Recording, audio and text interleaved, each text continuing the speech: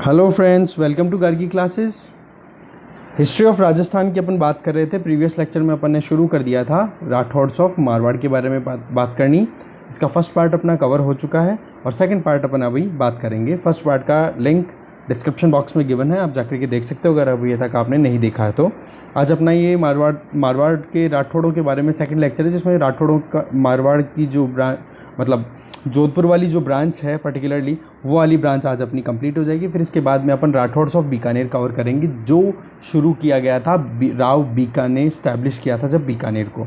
तो वो चीज़ें अपन आगे कैरी ऑन करेंगे, ठीक है। अभी तक चैनल सब्सक्राइब नहीं किया तो प्लीज़ सब्सक्राइब कर लो, बेल आइकन ज़रूर प्रेस करो।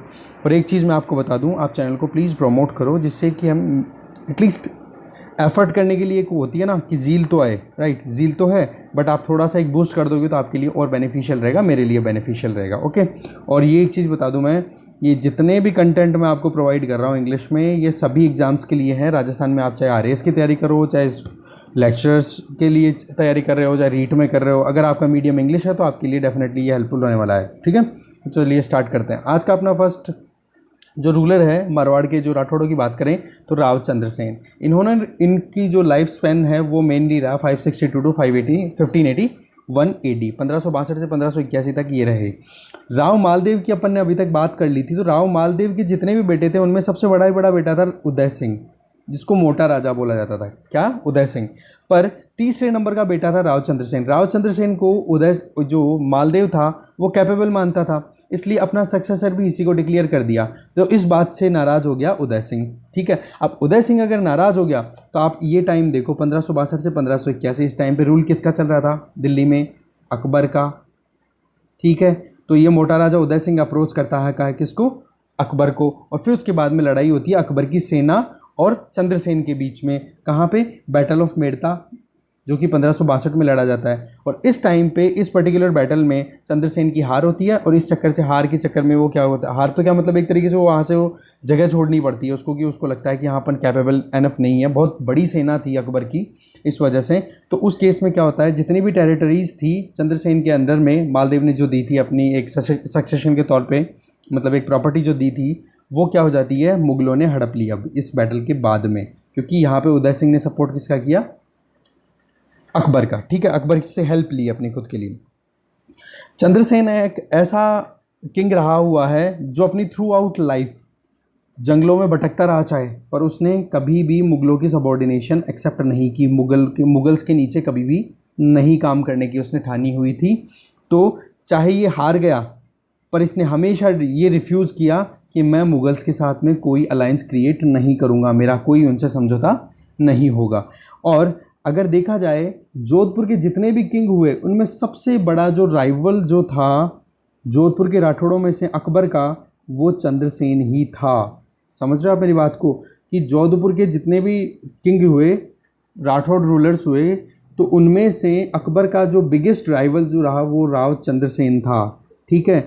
और ये जब बैटल कंप्लीट हो गया 1562 वाला मेड़ता वाला, और सब कुछ हाथ से निकल गया, तो उसके बाद में ये प्रेजेंट हुआ कहाँ पे? 1570 का जो नागौर कोर्ट लगा था, अकबर ने लगाया था अपना खुद का कोर्ट, मतलब एक तरीके से पूरी बैठक करवाई थी, मीटिंग हुई थी। उस मीटिंग में अकबर के अलायंस अपने को पता है मोटा राजा उदय सिंह से ऑलरेडी थे। तो चंद्रसेन को डाउट हुआ कि अकबर बिल्कुल अनबायस्ड वे के अंदर बात नहीं करने वाला है, ये उदय सिंह का ही फेवर करेगा। तो उस केस में फिर चंद्रसेन बीच में ही उठ के चला गया और अकबर की सबॉर्डिनेशन को फिर से इग्नोर कर दिया। मतलब लगातार है अभी इसकी स्ट्रगल कंटिन्यू चलती जा रही है।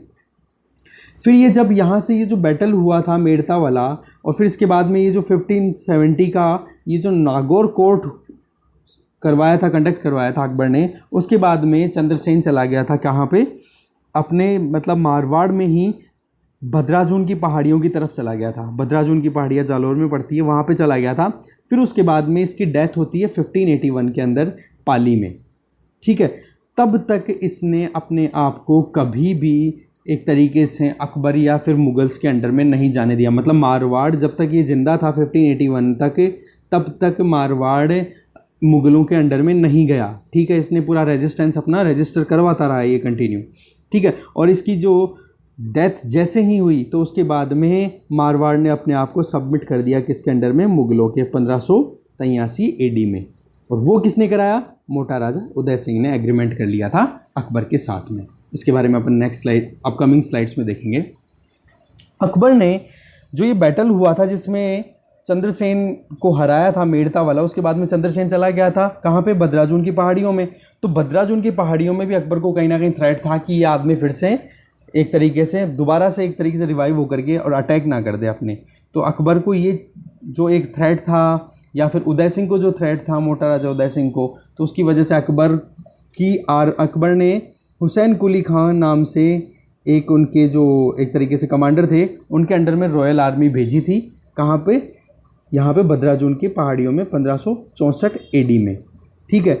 और ये जैसे ही यहाँ पे फाइनल हो गया कि ये पूरा एक तरीके से चंद्रसेन मतलब हाइड हो चुका था या जंगलों में भाग रहे थे इधर उधर, मतलब अपनी जान बचा रहे थे या फिर कैसे भी करके ट्राई कर रहे थे कि अपन कैसे रिवाइव करें। ठीक है। तो उन एफर्ट्स के अंदर जो ये फेल होने लग गया था, तो उस केस के अंदर क्या किया अकबर ने? एक और स्टेप उठा लिया। वो क्या कि जोधपुर किंगडम जो था वो कल्याणमल के बारे में अपन ने पढ़ लिया था। ठीक है। जो जैतारण वाला, सुमेल जैतारण वाला जो बैटल था शेरशाह सूरी और इसका किसका था? क्या नाम है इसका? मालदेव का। तो इनके बीच में जो बैटल था उसके अंदर जो कल्याणमल राव जैतसी का जो बेटा था उसने किसका सपोर्ट किया था? जोधपुर के अगेंस्ट जाकर के शेरशाह सूरी का। तो उस कंडीशन में क्या हो गया कि शेरशाह सूरी के बाद में फिर वापस ये दिल्ली का कंट्रोल किसके हाथ में चला गया था? अब इन मुगल्स के हाथ में आ गया था। और मुगल्स में के हाथ में आने के बाद में जब ये कल्याणमल का बेटा वहाँ पर अपनी एक तरीके से कोर्ट वहाँ पर बैठता था, अपनी ड्यूटी दे रहा था, राय सिंह जिसका नाम था बीकानेर का, उसको फिर ये जोधपुर किंगडम दे दिया जाता है अकबर के द्वारा। ठीक है। और अकबर ने अपनी आर्मी भेजी बद्राजून की पहाड़ियों में। देखो, एक तो यहाँ पे हुसैन कुली खां को भेजा, फिर इसके बाद में जलाल खान, शहबाज खान, इनको भी अपनी आर्मी दे करके भेजा था कि कैसे भी करके चंद्रसेन को अरेस्ट करके लेके आओ। पर एक बार भी वो सक्सेसफुल नहीं हो पाए, वो हर बार फेल हुए। ठीक है। फिर उसके बाद में चंद्रसेन जो है वो बाड़मेर के सिवाना चला गया और वहाँ से अपनी स्ट्रगल को, अपनी जो संघर्ष था उसको लगातार उसको कंटिन्यू करता रहा। फिर जैसे ही टाइम आया तो उसके बाद में 98 एक तरीके से जब उसकी डेथ का टाइम आया, ऑलमोस्ट 1581 की बात अपन कर रहे हैं। उस टाइम पे क्या हुआ? ये जो सोजत जगह है पाली में, वहाँ पे सचियाप करके जगह है जहाँ पर ये पहाड़ियाँ थी। कौन सी? सोजत की, सारन की पहाड़ियाँ। ठीक है। सारन की पहाड़ियाँ कहाँ पर? सोजत पाली में। यहाँ पर सचियाप करके एक जगह है, वहाँ पर इसकी डेथ हुई चंद्रसेन की। और इनकी डेथ के बाद में इनका एक तरीके से वो बनाया गया, एक कब्र बनाई गई, उस कब्र बनाई गई या फिर मॉन्यूमेंट बनाया गया, एक सिस्टम, एक ऐसा सेटअप कि जहाँ पे उसकी आइडल इंस्टॉल की गई। आइडल इंस्टॉल मतलब एक मूर्ति बनाई गई चंद्रसेन की, जो कि मार्बल की बनी हुई थी और वो घोड़े पे बैठे हुए थे, और साथ में उनके पास में 5 फीमेल आइडल्स भी बने हुए थे। तो इस तरीके से ये माना जाता है कि चंद्रसेन के साथ में ये 5 फीमेल आइडल का बनाना, कि वो पाँचों की पाँचों क्या थी? सतियाँ थी। सती, उन्होंने सती का जो उस टाइम पे प्रोसेशन हुआ करता था, ठीक है, वो सती बनी थी, सती हो गई थी चंद्रसेन के साथ में। तो इसलिए ये 5 तो फीमेल आइडल हो गए और एक चंद्रसेन का खुद का। तो सचियाप करके एक जगह है, सारन की पहाड़ियाँ जो सोजत पाली में है, वहाँ पर लोकेटेड, वहाँ पर इसका वो बना हुआ है, जहाँ पर इसकी डेथ का एक तरीके से वो मॉन्यूमेंट बोल सकते हैं उसको। चंद्रसेन को मारवाड़ का प्रताप भी बोला जाता है। जैसे महाराणा प्रताप के बारे में आपने स्टोरी सुनी होगी, और अपन आगे जब मेवाड़ के बारे में स्टडी करेंगे तब आपको और मैं बताऊंगा डिटेल में कि महाराणा प्रताप ने कभी भी अकबर की सबॉर्डिनेशन एक्सेप्ट नहीं की, और वो का वो कॉन्सेप्ट अडॉप्ट किया हुआ था चंद्रसेन ने। तो इसलिए प्रताप ऑफ मारवाड़ भी बोला जाता है इसको। और साथ में ये चंद्रसेन जो था, ये महाराणा प्रताप से पहले का था, चाहे 10-15 साल पहले, पर पहले का था, इसलिए इसको प्रेडिसेसर्स ऑफ प्रताप भी बोलते हैं। मतलब प्रताप का पूर्वज भी बोलते हैं, कि प्रताप ने जो कुछ किया वो कहीं ना कहीं एग्जैक्टली वो का वो चंद्रसेन ने किया था। तो ये इसलिए इसको क्या बोलते हैं? प्रताप ऑफ मारवाड़ चंद्रसेन को, और प्रेडिसेसर ऑफ प्रताप। और इसके अलावा क्या नाम था? भूला बिसरा राजा, जो राजा जंगलों में घूम रहा था, फिर उसके बाद में लोग मतलब भूल ही गए बिल्कुल ही कनेक्टेड नहीं, जबकि मारवाड़ के इंडिपेंडेंस के लिए ही इन्होंने अपना एक बहुत बड़ा लाइफ में एक बहुत बड़ा स्टेप लिया था, अकबर की सबॉर्डिनेशन नहीं एक्सेप्ट की थी इन्होंने, ठीक है। और एक नाम और इनको दिया जाता विसम्राट नायक, ठीक है। विसम्राट मतलब क्या हो गया, विसमृत हो जाता ना, विसमृत का मतलब आप भूल गए जिनके लिए, ठीक है, उसको भी ये भी टैग दिया गया था। तो ये इंपॉर्टेंट टैग्स हैं, आप इनको याद रखना, क्योंकि ये कई बार क्वेश्चन आए जाते हैं प्री के अंदर या ऑब्जेक्टिव टाइप्स ऑफ एग्जाम्स के अंदर।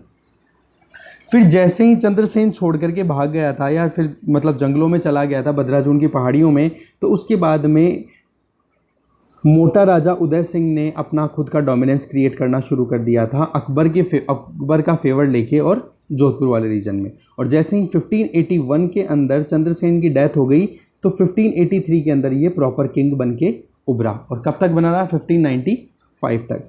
और इसने जैसे कि उदय सिंह, जो मोटा राजा उदय सिंह था, उसने चंद्रसेन को का जो राजपाट था उसको अपने हाथों में लेने के लिए मुगल्स के साथ में क्या किया था, ट्रीटी की थी। तो उसी वजह से क्या हुआ, इन्होंने जैसे जो चीज़ के लिए चंद्रसेन फाइट कर रहा था वही चीज़ इन्होंने कर डाली, क्या, सबॉर्डिनेशन एक्सेप्ट कर लिया मुगल्स का, ठीक है। कहाँ पे, नागौर कोर्ट ऑफ 1570 के अंदर सबॉर्डिनेशन एक्सेप्ट कर लिया था अपने लेवल पे, जबकि चंद्रसेन 1570 के नागौर कोर्ट से क्या हो गया था, भाग गया था। वजह क्या थी, जो अकबर था, जो जजमेंट देने वाला था, जज जो था, वो उदय सिंह की तरफ झुका हुआ था। ये चीज़ उसको लग गई थी, भनक लग गई थी। इन्होंने मैट्रिमोनियल रिलेशनशिप भी इस्टेब्लिश की। मैट्रिमोनियल मतलब शादी विवाह के जो संबंध है वो भी इस्टेब्लिश कर लिए थे मोटा राजा राव उदय सिंह ने मुगलों के साथ में। और वो कैसे किए, अपनी बेटी जिनका नाम था मानबाई, दूसरा नाम उनका जगत गोसाई, और जोधपुर की बेटी होने की वजह से इनका नाम हो गया जोधाबाई। ध्यान रखना अपने को, मानबाई, जगत गोसाई और जोधाबाई, इन तीनों में से कोई भी नाम आए तो अपने को कंफ्यूज नहीं होना है। ये उदय सिंह की बेटी थी, मोटा राजा उदय सिंह की बेटी थी, और इन्होंने अपनी बेटी की शादी कर दी अकबर के बेटे शहजादे सलीम से, जो बाद में जाकर क्या नाम से जाने जाते हैं, जहांगीर नाम से जाना गया, ठीक है। और सलीम और मानबाई जो जगत गोसाई थी, इन्हीं के बेटे का नाम क्या है, खुर्रम। इन्होंने एक बेटे को जन्म दिया जिसका नाम है खुर्रम, जो कि बाद में नाम क्या लेता है, शाहजहां, ठीक है। शाहजहां इन्हीं का बेटा, मतलब क्या हो गया, जोधपुर शाहजहां का ननिहाल हो गया, ठीक है।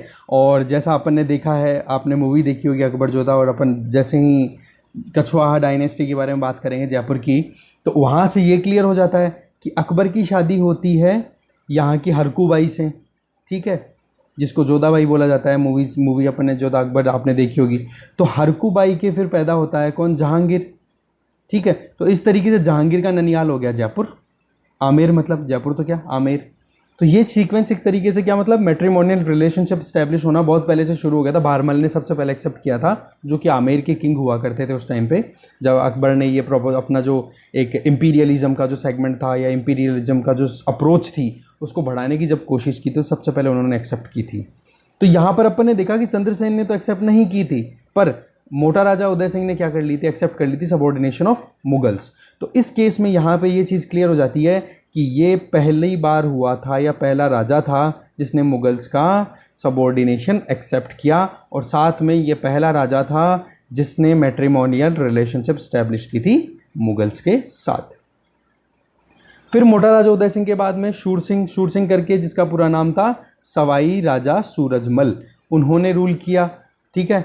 उनका रूल रहा 1595 टू 1619 तक, ठीक है। और इनको अकबर ने 1604 ईस्वी में सवाई का टैग दिया। सवाई का मतलब क्या होता है, देखो पावरफुल जो भी होता है, अगर सामने वाले को आप एक कंसिडर कर रहे हो, तो इससे ज़्यादा पावरफुल अगर आप हो तो आपको क्या बोल सकते हैं, सवाया। सवाया का मतलब 1/4 एक्स्ट्रा, ठीक है। तो इसलिए इनकी पावर, ब्रेवरी, इनकी वजह से जो सूर सिंह, या फिर अपन बोल सकते हैं राजा सूरजमल, राव सूरजमल भी बोल सकते हैं, राठौड़ जो थे राव लगाते हैं ये, तो इनको ये टैग दिया गया था अकबर के द्वारा 1604 में।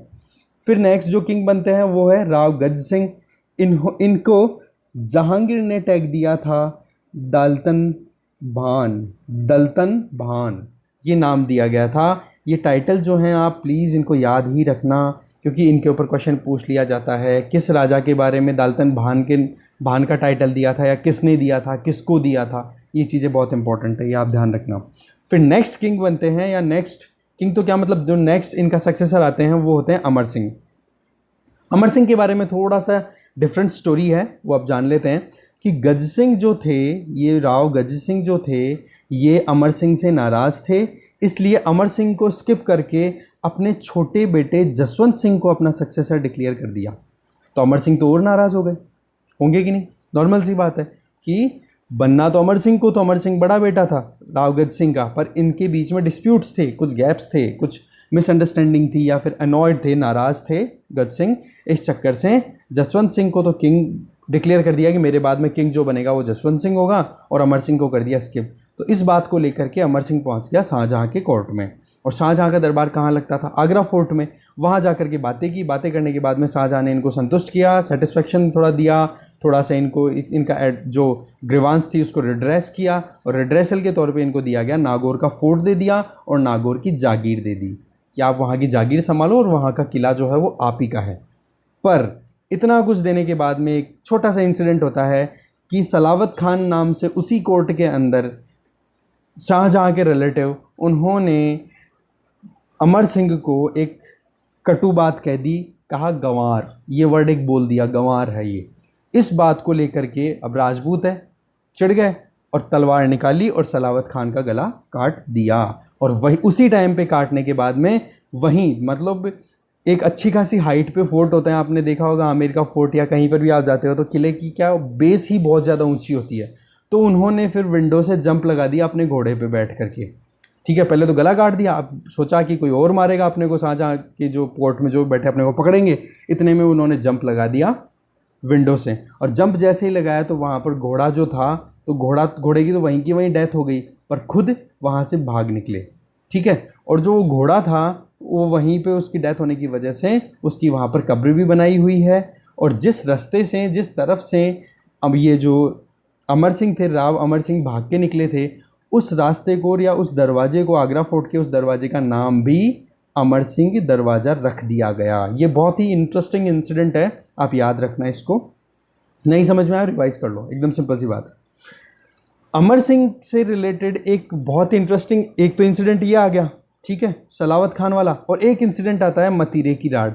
अब मतीरे की राड बड़ी इंटरेस्टिंग स्टोरी है, मैं आपको बता दूं। जैसा है कि यहाँ पर नागौर की जागीर किसको दे दी थी, अमर सिंह को दे दी गई थी, जबकि नागौर और बीकानेर, इधर बीकानेर मान लो, इधर नागौर है, बीकानेर की तरफ वहाँ के राजा थे कर्ण सिंह। अब हो क्या गया, इधर कर्ण सिंह हो गए और इधर हो गए आपके अमर सिंह। अब हुआ क्या कि एक खेत में इधर बेल लगी मतीरे की, मतलब तरबूज की, और वो बेल बढ़ती बढ़ती बढ़ती नागौर की तरफ आ गई, और उस पर एक तरबूज लग गया, वो लगा कहाँ पे, नागौर साइड में। अब बीकानेर वाली जो रियासत के जो लोग थे, उनका तो कहना ये था कि इस तरबूज पे हमारा अधिकार है, क्योंकि ये बेल की ओरिजिन हमारे रीजन से है। जबकि जो अमर सिंह वाला जो पार्ट था, मतलब नागौर वाले, ये कहने लगे कि ये तो हमारी तरफ फल लगा है, तो ये फल हमारा है। तो इस बात को लेकर के फिर लड़ाई हो गई थी। ये बात बहुत ज़्यादा, मतलब एक होता है ना, प्रेस्टीज पॉइंट बन गया था।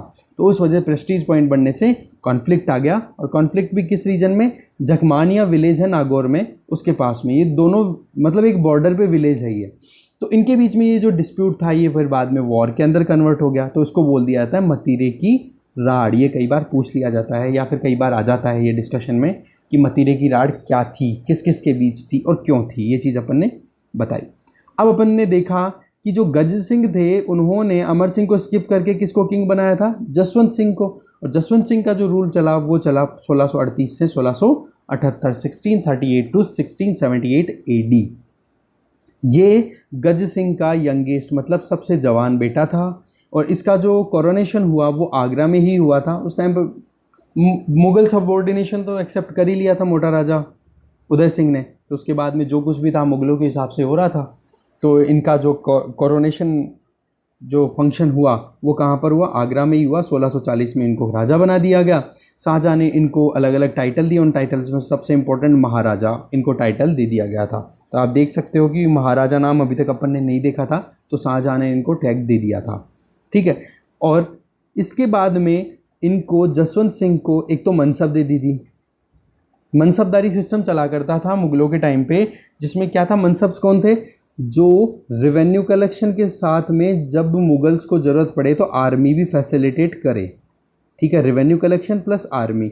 और इनका अलग अलग स्टैंडर्ड हुआ करता था कि किसके पास में कितना तो आर्मी है, कितने हॉर्सेस हैं, कितनी कैपेबिलिटी है, तो उसके अकॉर्डिंग इनको मतलब इनकी रैंक डिसाइड हुआ करती थी। तो उस रैंक को बोल दिया करते थे क्या, मनसब। तो 5,000 मनसब, शुरुआत तो 4,000 मनसब से हुई थी, फिर बढ़ा करके 5,000 और फिर अल्टीमेटली 7,000 मनसब तक भी इनको दी गई थी। और साथ में एक टीका भी दे दी गई थी। टीका का मतलब हो गया एक बही खाते का पूरा सेटअप, जिसके अंदर आप अपने हिसाब से पूरा रखोगे हिसाब और रेवेन्यू कलेक्ट करो। और इनके अंडर में जोधपुर, सोजत, सिवाना, फलोदी, जैतारण, ये जो एरिया है इनको सारा का सारा ऐसे कैसे मनसब के तौर पे दे दिया गया था कि भाई उधर की रेवेन्यू का और सारा सिस्टम है वो आप देखोगे।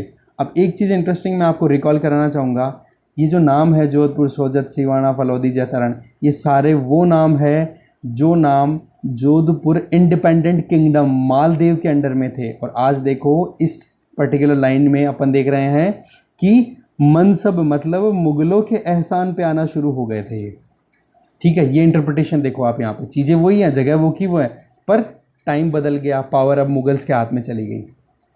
ओके, कोई बात नहीं, आगे बढ़ते हैं अपन। अब शाहजहाँ जो है, शाहजहाँ ने इसको खलजात भाई के नाम से भी नवाजा था, टैग दे दिया था। और इस बात का ऑब्लिगेशन रहा किस पे, शाहजहाँ का जसवंत सिंह पे। और इस चीज़ को रिपे किया, इस ऑब्लिगेशन को, इस एहसान को चुकाया जसवंत सिंह ने अपने बड़े भाई अमर सिंह की बेटी की शादी दारा सिकोह से करके। समझ रहे हो, शाहजहाँ ने तो टैग दिया जसवंत सिंह को क्या, खलजात भाई, पर ये जो एहसान था भाई के बराबर बिठाया अपने को। तो उस परिस्थिति के अंदर जसवंत सिंह ने अपना ऑब्लिगेशन रीपे किया। कैसे, जो अमर सिंह अपन ने बात की अभी प्रीवियस स्लाइड पे, अमर सिंह की बेटी, तो अमर सिंह कौन थे, इसके जसवंत सिंह के बड़े भाई तो थे। तो अमर सिंह की बेटी की शादी कर दी दारा सिकोह। दारा सिकोह कौन था, शाहजहाँ का बेटा। इसके बारे में अपन नेक्स्ट स्लाइड पर देखेंगे, ये दारा सिकोह और औरंगजेब का क्या इशू रहा।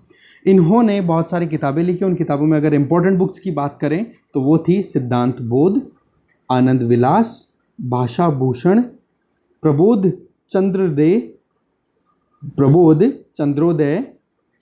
अपरोक्ष सिद्धांत सार, गीता महात्म्य।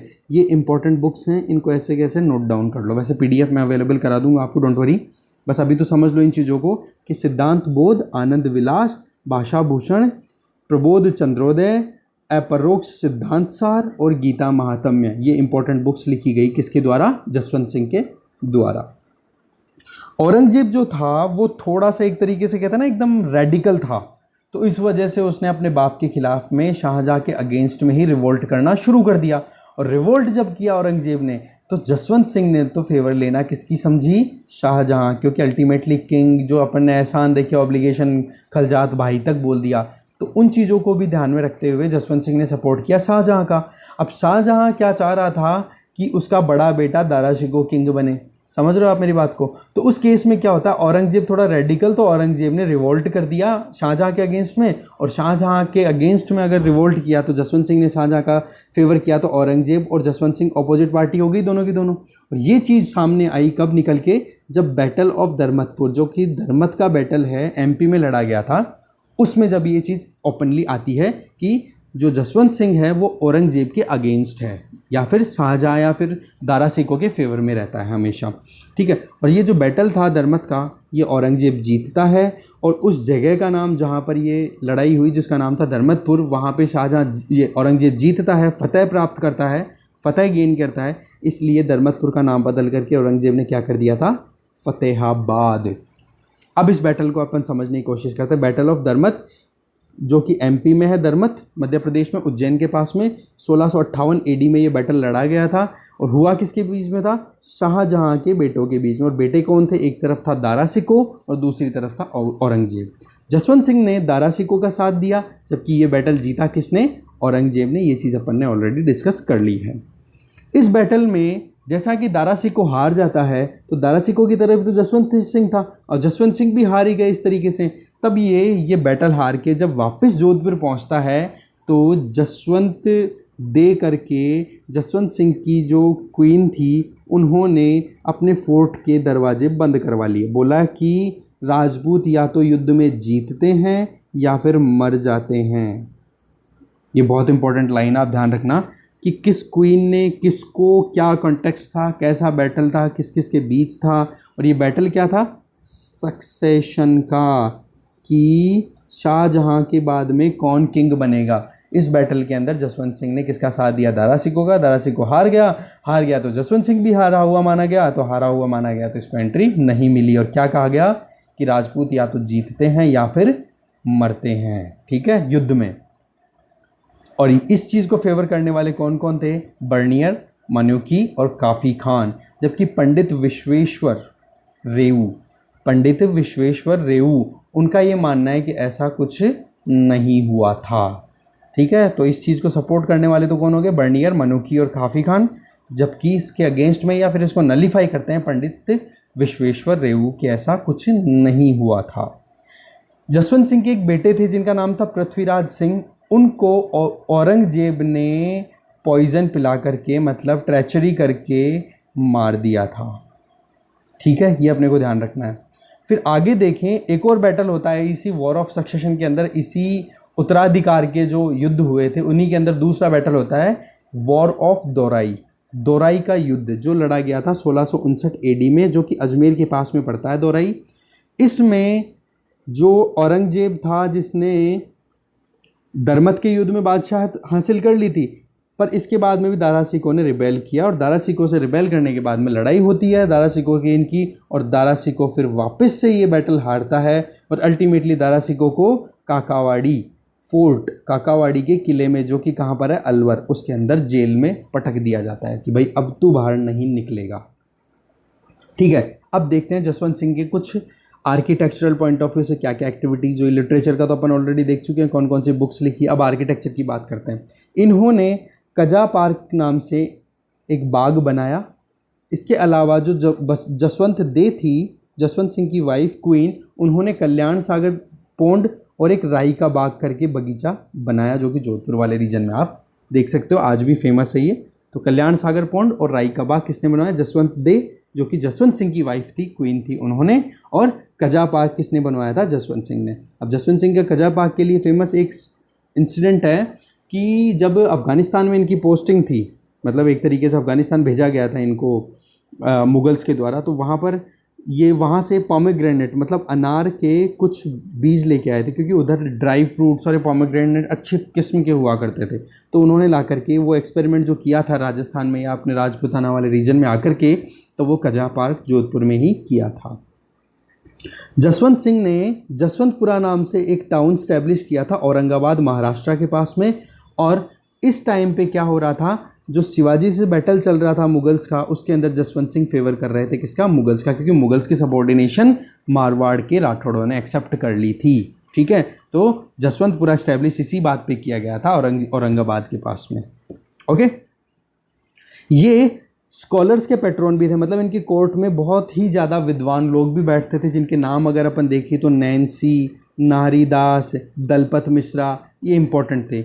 जिनमें नाहरीदास ने अवतार चरित्र और रामचरित्र कथा, ये दो इंपॉर्टेंट बुक्स लिखी, जबकि दलपत मिश्रा ने लिखी जसवंत विलास। तो ये भी आप ध्यान रखना बुक्स के बारे में।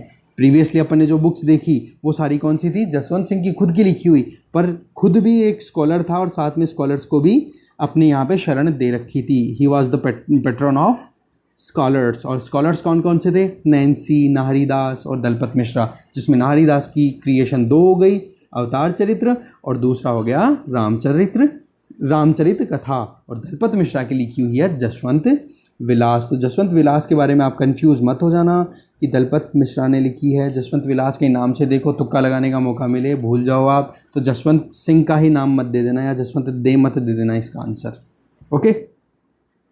इसके टाइम पे आप एक चीज़ नोटिस करोगे कि मुग़ल टाइम पे जब अपन आर्ट एंड कल्चर पढ़ेंगे इंडिया लेवल का, तो पेंटिंग जो है वो जहांगीर के टाइम पे बिल्कुल ज़ेनिथ पे थी, ठीक है। पेंटिंग्स जो हैं वो जहांगीर के टाइम पे बिल्कुल पीक पे चल रही थी। तो जो पेंटिंग का जो काम था वो एक्सपेंड होना शुरू हो गया था, और उसी का इन्फ्लुएंस कहीं ना कहीं इन पर भी था, जो सबॉर्डिनेट जो स्टेट्स थे, या फिर अपन ये कह सकते हैं कि जो राजस्थान के अंदर जो सबॉर्डिनेट्स थे मुगल्स के, उनका इन्फ्लुएंस भी था कहाँ पे, दिल्ली पर, सॉरी मुगल्स के जो सेंट्रल पार्ट थे या सेंट्रल रूल जो था, या जहाँ पर उनका मेन फोर्ट था जहाँ से वो रूल करते थे, वहाँ पर भी पेंटिंग्स देखोगे तो राजस्थान की बहुत सारा इन्फ्लुएंस मिलेगा, और राजस्थान पर भी मुगल्स का बहुत ज़्यादा इन्फ्लुएंस मिलता है।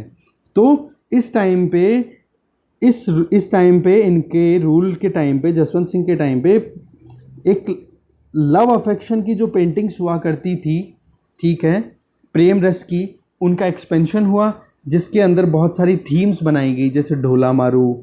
This name is very important, upon art and culture में देखेंगे, डिटेल में देखेंगे ढोला मारू कौन थे, ठीक है। ये चीज़, इसके ऊपर क्वेश्चन था, आई गेस 2 मार्क क्वेश्चन था RAS मेंस 2018 में, जो 2019 जून में एग्ज़ाम लगा है, राइट। तो उसका अपन देख लेंगे कि ढोला मारू, सोहिनी माहीवाल, इनकी जो कंपोजिशन थी, इनकी जो स्टोरी थी, उनको एक तरीके से पिक्चराइज करवाया गया था इनके टाइम पे। और साथ में मैतीराम और महाकवि केशव दास, इनकी जो कंपोजिशन थी, इनको भी पेंटिंग फॉर्म में बताया गया था। पेंटिंग्स का अपने आप में बहुत बड़ा इंपॉर्टेंट रोल रहा हुआ है राजस्थान हिस्ट्री के अंदर, तो अलग से अपन आर्ट एंड कल्चर में ये चीज़ें कवर करेंगे। इनकी डेथ हुई जसवंत सिंह की 1678 AD में जामरोद अफ़गानिस्तान में। जब ये जामरोद अफ़गानिस्तान में थे 1678 में, तब इनकी डेथ हो गई। और उस टाइम पे इनकी 2 बीवियाँ थी, उन दोनों बीवियाँ वो की थी क्या, प्रेग्नेंट, बच्चा कोई था नहीं। तो औरंगजेब ने इस चीज़ का फ़ायदा उठाया और जोधपुर को अपने एम्पायर में एनेक्स कर लिया, जोधपुर को हड़प लिया। क्यों? क्योंकि अब ये बोला 18 साल का, या फिर अपन बोलते हैं ना कि हाँ आज बालिग तो है नहीं कोई बच्चा, तो किसको सक्सेसर बनाओगे, न कोई हेयर था, मतलब उसका न कोई उत्तराधिकारी था जसवंत सिंह का। तो इस बात का फ़ायदा उठाया औरंगजेब ने और खुद के अंडर में ले लिया इस जोधपुर एम्पायर को, अपने खुद के एम्पायर के अंदर।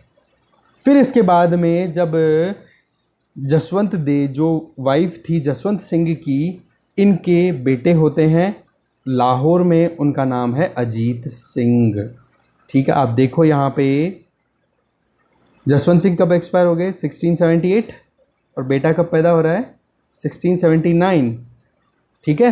तो प्रेग्नेंट थी उस टाइम पे, बट उस टाइम पे कोई लीगल हेयर नहीं होने की वजह से औरंगजेब ने वो जो जोधपुर की जो पूरी एक रियासत थी उसको पूरा हड़प लिया, एनेक्स कर लिया अपनी खुद के एम्पायर में, ठीक है। अब देखते हैं अपन अजीत सिंह के बारे में, जो कि जसवंत सिंह के बेटे हैं, जिनका ड्यूरेशन अपन देखें तो 1679 to 1724 AD तक है। जसवंत दे ने लाहौर में इनको जन्म दिया और औरंगजेब ने इन दोनों को, माँ बेटों को, छोटे से बच्चे को और माँ को उठा करके जेल में डाल दिया, ठीक है। ये चीज़ क्लियर है, क्योंकि औरंगजेब के जो थे ना इरादे, वो क्लियर हो गए थे जैसे ही जसवंत सिंह एक्सपायर हुआ। और उसकी वजह भी क्या आपने को पता है, जसवंत सिंह ने कभी औरंगजेब का डायरेक्ट साथ दिया ही नहीं था। किसका साथ दिया, दारा सिकोह या शाहजहाँ, और शाहजहाँ और दारा सिकोह के अगेंस्ट में था औरंगजेब। पर बात अलग है कि औरंगजेब के हाथ में सत्ता थी, तो जिसके हाथ में सत्ता वही पावरफुल, ठीक है। फिर इसके बाद में ये लगभग अजीत सिंह जो हैं, ये 30 साल तक स्ट्रगल करते हैं दोबारा से जोधपुर को रीगेन करने के लिए। अब 30 साल तक स्ट्रगल इसलिए चलती है क्योंकि औरंगजेब की डेथ जब तक नहीं होती तब तक इनके हाथ में कोई ज़्यादा पावर लगती नहीं है। जैसे ही औरंगजेब मरता है तो वापस से जोधपुर रीगेन कर लेते हैं अजीत सिंह। वो बात अलग है कि subordination of Mughals was continue, उसकी आगे और देखेंगे अपन एविडेंसेस। और इनका जो हेल्प की, मतलब इस पूरे प्रोसेस में 30 साल का जो ये बैटल रहा, 30 ईयर्स ऑफ बैटल, ठीक है, बैटल ऑफ 30 ईयर्स, ठीक है, ये भी बोला जाता है इस युद्ध को, जिसमें दुर्गादास राठौड़, ये बहुत ही इंपॉर्टेंट एमिनेंट पर्सनालिटी रही हुई है Rajasthan history point of view से। इसको अलग से सेगमेंट मैंने बनाया है, नेक्स्ट स्लाइड में वहाँ देखेंगे कि ये कितनी इंपॉर्टेंट थे। तो यहाँ पर इतना ही देख लो कि दुर्गादास राठौड़ नाम के एक बंदे ने अजीत सिंह की हेल्प की थी दोबारा से जोधपुर को रीगेन करने के लिए। पर वो लड़ाई जो थी वो लगभग 30 साल तक चली। कब तक? जब तक औरंगजेब मरा नहीं। औरंगजेब जैसे ही मरा वापस से रीगेन कर लिया इन्होंने। अजीत सिंह जो थे, इन्होंने मुगलों के साथ में ट्रीटी कर ली और अपनी बेटी जिसका नाम था इंदु कुंवरी, उनकी शादी फर्रुखशियर से कर दी। फर्रुखशियर इसी में मुगल्स के लीनियज में आप देखोगे आगे कंटिन्यू तो औरंगजेब के बाद में आते हैं, ठीक है। फर्रुखशियर के साथ में अपनी बेटी की शादी कर दी, ट्रीटी साइन कर ली, वही मोटा राजा उदय सिंह ने जो किया एग्जैक्टली वो इन्होंने कर लिया। इस तरीके से आप देखोगे अजीत सिंह जो हैं वो कंटिन्यू फाइट करते रह रहे थे। 30 साल का अपन ने बैटल देखा। अब 30 साल के बैटल के अंदर यहाँ पे ये क्या था कि इनकी ये ज़ील थी कि कैसे भी करके मारवाड़ को इंडिपेंडेंट रखा जाए। तो इस बात को लेकर के एक सीधी सी कोट ये दी जाती है कि मारवाड़ इकलौता राजस्थान वाले रीजन से ऐसा किंगडम था जिसने सबसे ज़्यादा लंबे समय तक मुग़लों से इंडिपेंडेंट रहने के लिए कोशिश की। मेवाड़ ने भी एक्सेप्ट कर ली थी, अमर सिंह ने ट्रीटी कर ली थी किसके साथ में, जहांगीर के साथ में। ठीक है, जैसे ही महाराणा प्रताप एक्सपायर हुआ तो उसके कुछ सालों बाद में ही और हो जाती है, वो अपन देखेंगे मेवाड़ मुग़ल ट्रीटी क्या थी उसके अंदर, मेवाड़ वाला जो हिस्टोरिकल पर्सपेक्टिव अपन देखेंगे उसमें। तो यहाँ पर क्या हो जाता है कि मारवाड़ ने भी यहाँ पर फिर अल्टीमेटली ये 30 साल का फाइट करते हैं दोबारा, और फिर उसके बाद में वापस क्या करते हैं, सबऑर्डिनेशन एक्सेप्ट कर लेते हैं या फिर ट्रीटी साइन हो जाती है। अजीत सिंह ने फतेह महल और घनश्याम जी का टेम्पल बनवाया। फतेह महल और घनश्याम जी का टेम्पल बनाया कहाँ पे, जोधपुर में। जसवंत सिंह थड़ा ये मंडोर में बनवाया, और थंबा महल जिसको प्रहरी महल बोलते हैं वो भी बनवाया। तो ये आर्किटेक्चरल अचीवमेंट्स हैं, ये चीज़ें बहुत इंपॉर्टेंट हैं। देखो 2 नंबर के क्वेश्चन में पूछ ली जा सकती है कि अजीत सिंह ने राजस्थान के आर्किटेक्चर में क्या कंट्रीब्यूशन किया। तो ये नाम ऐसे कैसे as it is, he constructed Fateh Mahal and temple of Ghanshyam Das ji at Jodhpur, Jaswant Singh जीरा Thada at Mandore, at Thamba Mahal which is also known as Prahari Mahal, ये इन्होंने बनवाया। इन्होंने, ये भी एक अच्छे स्कॉलर थे अपने पिता की तरह ही, जसवंत सिंह जी की तरह ही। इन्होंने अजीत चरित्र, गुणसागर, निर्वाण दुआ, दुर्गा पाठशाला, ये बुक्स लिखी, 4 बुक्स। ठीक है, अजीत चरित्र, गुणसागर, निर्वाण दुआ और दुर्गा पाठशाला। इनके छोटे बेटे यंगर सन जो थे भक्त सिंह, उन्होंने अजीत सिंह को 1724 में मार दिया। ठीक है, ये तो नॉर्मल सी बात है भाई, लड़ाइयाँ तो होती रहती थी सत्ता के लिए, क्या से क्या नहीं हुआ। तो भक्त सिंह ने भी अजीत सिंह को अब मार दिया 1724 में। अब 1724 के बाद में जो भक्त सिंह का है एपिसोड अपन रिवाइव करेंगे, उसके पहले अपन देखते हैं दुर्गादास। दुर्गादास जो हैं वो जसवंत सिंह के एक मिनिस्टर थे, उनका नाम था आस्करण, उनके बेटे हैं। ठीक है, और इन्होंने जो काम किया वो इतना काबिल तारीफ था कि कर्नल जेम्स टॉड ने इनको यूलिसिस भी कहा। यूलिसिस क्या, उद्धारक, की ग्रीक माइथोलॉजी में, वेस्टर्न अगर कल्चर की बात करें तो यूलिसिस अपने आप में बहुत इंपॉर्टेंट पर्सनालिटी रही हुई है, जिसने रिवाइवल किया था अंपायर का। तो उसी तरीके से राठौड़ों को फिर से अपनी एक खोई हुई ग्लोरी रीगेन करवाई, उसके अंदर दुर्गादास ने बहुत हेल्प की थी, क्योंकि औरंगजेब ने तो हड़प लिया था। पर उसके बाद में अजीत सिंह की पूरी हेल्प करके फिर से राठौड़ों को जोधपुर रियासत रीगेन करवाई, इसलिए यूलिसिस ऑफ राठौड़ भी बोला जाता है। दैट मीन्स उद्धारक ऑफ राठौड़। उद्धारक मीन्स रिवाइवल जिसने करवाया हो। दुर्गादास के लिए ये कहा जाता है, ये है एक तरीके से इसको जाना जाता है अनबिंदिया पर्ल ऑफ मारवाड़। मारवाड़ का बिना बिंदा हुआ मोती, ऐसा मोती जो अपने आप में एक अलग ही छवि रखता है, किसी माला के अंदर नहीं आता है। अनबिंदिया पर्ल ऑफ मारवाड़ मतलब मोती जिसको बिंदा नहीं गया है, जिसके आर पार कोई थ्रेड नहीं पास किया जाता। कहने का मतलब बहुत ही प्रीशियस पर्ल है ये मारवाड़ के। और इनके लिए कोट आता है कि मायड़ ऐसो पूत जन जैसो दुर्गा दास। ये इंपॉर्टेंट लाइन इसके लिए रिपीटेडली आती है कि दुर्गादास ने जो डेडिकेशन दिखाया, जो ब्रेवरी दिखाई, जो डिप्लोमेसी दिखाई कि औरंगजेब को कैसे अपन अपने जाल में फंसाएं। चाहे औरंगजेब के बच्चों को एजुकेशन तक दी थी इन्होंने अपने हाथ से और अपने साथ में मिल करके। तो इन्होंने डिप्लोमेटिक रिलेशन भी कंटिन्यू रखे, ऐसा नहीं कि डायरेक्ट 1 to 1 इन्होंने फाइट की, नहीं, इन्होंने डिप्लोमेटिक रिलेशन भी बनाए औरंगजेब के साथ में। बट साथ साथ में इनका ये जो मेन मिशन था कि कैसे भी करके मारवाड़ को वापस से इंडिपेंडेंट बनाया जाए, और अजीत सिंह जो कि वाकई में लीगल हेयर है जसवंत सिंह को, उसको दोबारा से सत्ता में उसको सीट पे बिठाया जाए, गद्दी पे बिठाया जाए। और उसके लिए एफर्ट इन्होंने किया अपनी ताज़िंदगी। ठीक है, और इसलिए इनको इसके लिए बोला क्या कि मायड़ ऐसो पूतजन जैसो दुर्गा दास। और इनकी जो एक तरीके से पूरी कथा है यहीं ख़त्म नहीं होती है, पर जैसे ही कुछ टाइम बीतता है अजीत सिंह के हाथ में सत्ता आती है, अजीत सिंह ने इस दुर्गादास को एक्सपेल कर दिया, अपने राज्य से निष्कासित कर दिया।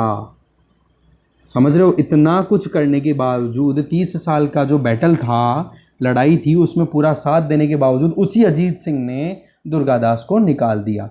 निकालने की वजह कुछ भी हो सकती है, उनके बीच में गैप्स थे, अंडरस्टैंडिंग मैच नहीं हो पा रही थी, कुछ ऐसी एक्टिविटी जिनके ऊपर दुर्गादास ने ऑब्जेक्शन किया, या फिर ये हो सकता है कि दुर्गादास ने कहीं ना कहीं अपनी डोमिनेंस बतानी शुरू कर दी कि भाई मेरी वजह से तू बैठा है सत्ता पे।